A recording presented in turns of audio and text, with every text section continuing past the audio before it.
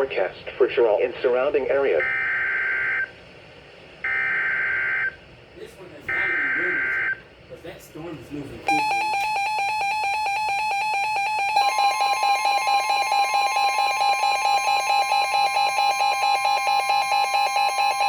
The National Weather Service in Columbia has issued Nope, a it's severe Columbia thunderstorm again. warning for southeastern Fairfield County in central South Carolina, southwestern Lancaster County in central South Carolina, southeastern Newberry County in central South Carolina, south central Chesterfield County in central South Carolina, northern Lexington County in central South Carolina, east central Saluda County in central South Carolina, northern Richland County in central South Carolina, Kershaw County in central South dear. Carolina, until 7:15 p.m. Eastern Daylight Time. It's a bigger one. At 6:29 p.m. Eastern Daylight Time, severe thunderstorms were located along a line extending from near Lake Wateree State Park to near Fairfield County Airport to near Ballantyne to near Batesburg, Leesville, moving east at 45 miles per hour.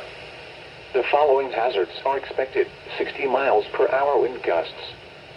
Source: radar indicated. The following impacts are expected. Expect damage to trees and power lines.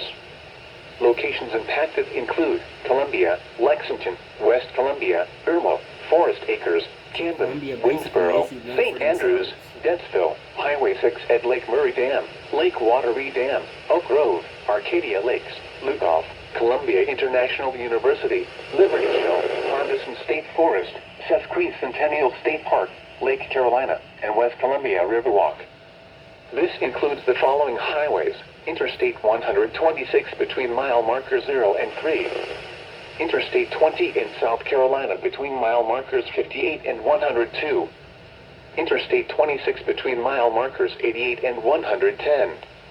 Interstate 77 between mile markers 11 and 50.